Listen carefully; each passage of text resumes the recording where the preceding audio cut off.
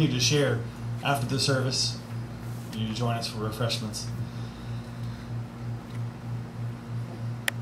It says, introduction of the speaker. I'm introducing myself. I'm Michael Relland. I lived in D.C. for about 10 years, worked in churches, and went to seminary out there. And now I moved here in October of last year, and I've been speaking here. I don't know if this is my third or fourth time. It feels like I've been here a long time, and that's good. What else? I teach in in Paradise Valley Public Schools. I teach orchestra, and I play an orchestra with Joe sometimes. That's it. That's a good introduction. The sermon for today is, it says your place in life. I'm going to change that to your part in life. If you turn to your order of service, please. Order of service, look at the back. There's a lovely quote from Shakespeare. Let's all say it together, please. All the world's a stage, and all the men and women merely players. They have their exits and their entrances, and one man in his time plays many parts.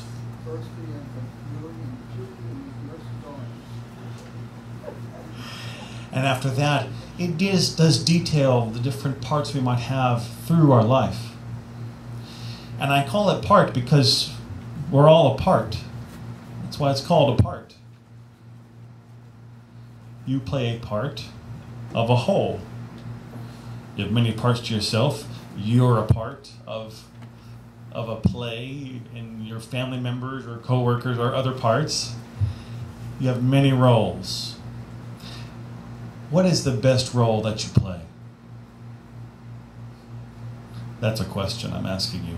I usually do this this thing in the sermon where I come out to you. What's the best role you've played? Mother. Friend. Myself. That's a tough role.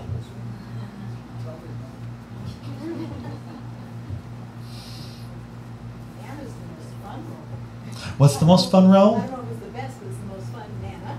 Nana? Yes. Jack of all trades. I can see that person coming on stage.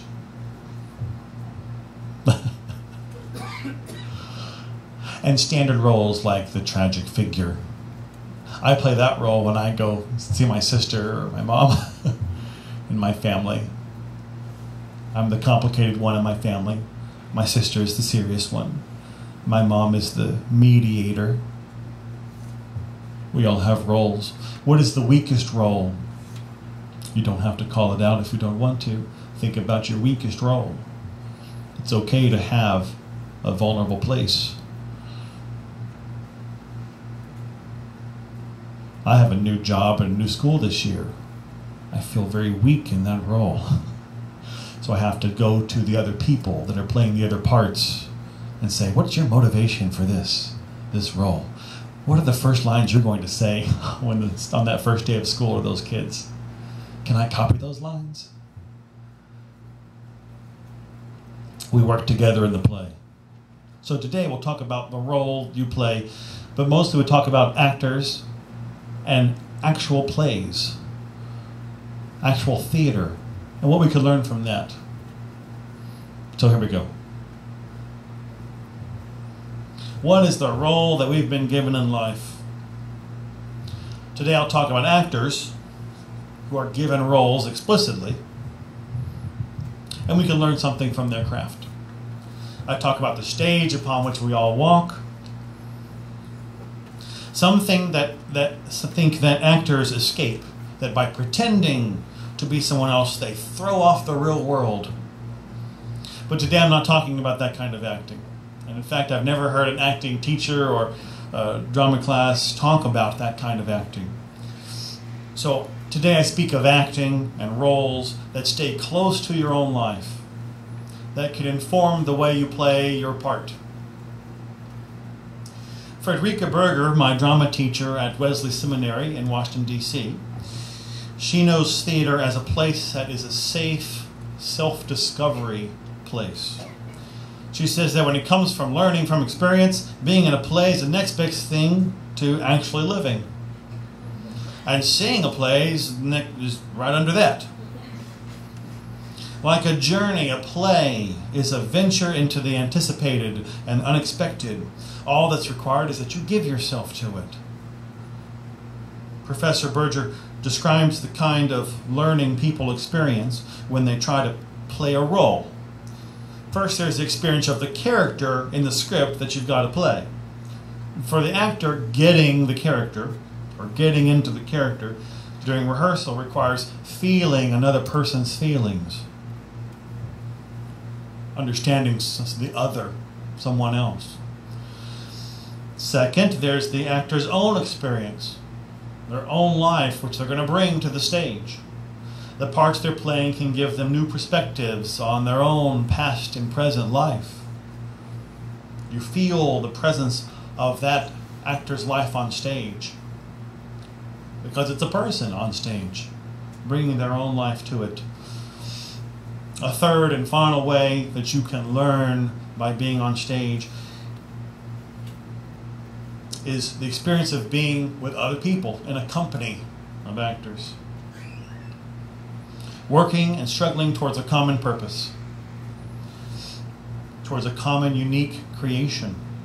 In this way, Ms. Berger says that the theater offers what the church tries to offer: comradeship, charity, common dedication, purpose. I once saw a play that included a role of a UU minister. It was a pretty biting play, kind of a dark comedy about a troubled couple who brings a troubled relationship with different faith backgrounds to church. Once a year at Christmas, they decide to fix this marriage. And there's the UU minister, very free-thinking. The visit to the church provided no answers to them, just some feel-good nonsense about believing what you want to and how blessed we were as particles of the divine transcendence of the chaotic and expanding universe. It was a funny character, this UU minister, but it didn't help the couple at all. The couple was having real problems, and the minister's actions exacerbated their feelings of being lost and confused. You could say the minister's role in the play was a failed one, but for the play's purposes, the minister's role was needed. His was a role cast on stage to help the audience feel the disquiet of being broken, or about people who don't know themselves, who have lost some meaning in their lives, can't find answers. So I go to the theater to empathize with these actions, these characters, to feel these real moments through actors who are clear with their presence on stage. They know their role and their presentation of themselves. Thoreau said this: it's as hard to see oneself as it is to look backward without turning around. How many parts of yourself are there? We may take part of ourselves to work, have part of ourselves with our friends. We don't take all of ourselves to everything. We do not share every vulnerability to everyone, nor do we even want to think about doing that. Sometimes we push some of our problems aside, some of parts of ourselves, so that we can function in other parts. But when are we whole? Remember, you're playing a part. How can you be whole?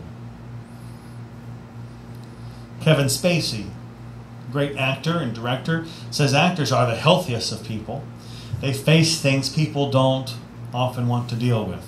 They experience wholeness by inhabiting characters who are experiencing pain, pleasure, joy, loss. Actors integrate these roles with themselves.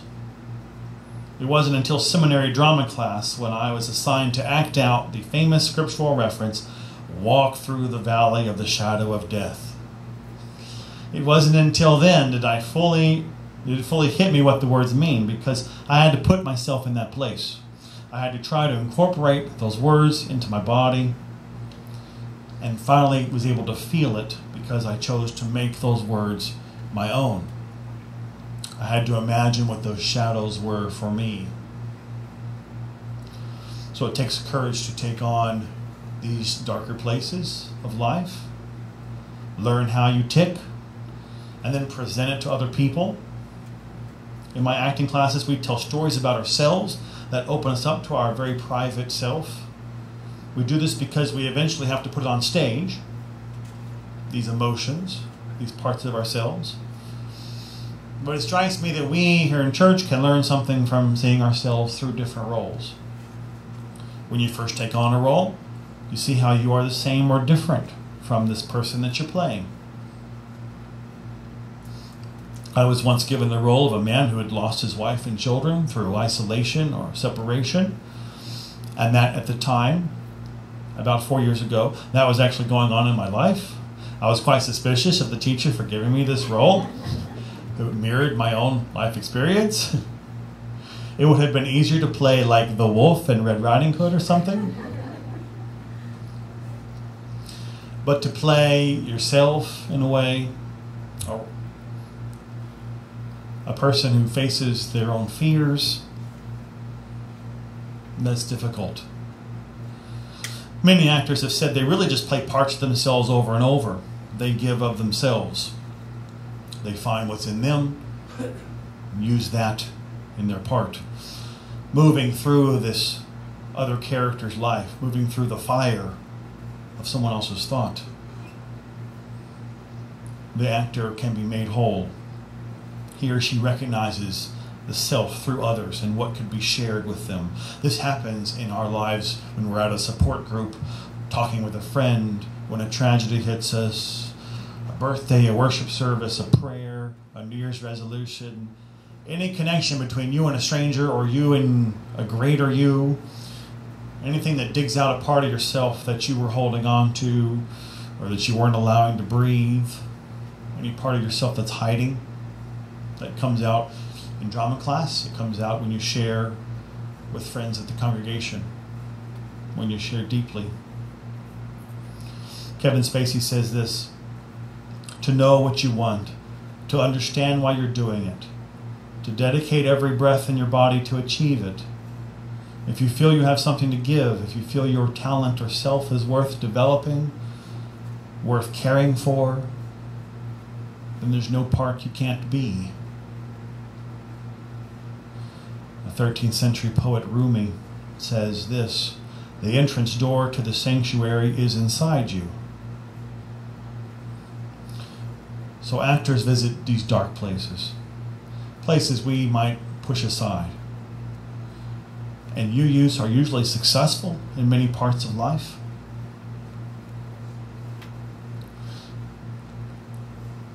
But to really look into the sanctuary of the self requires some trust and some long-term commitment.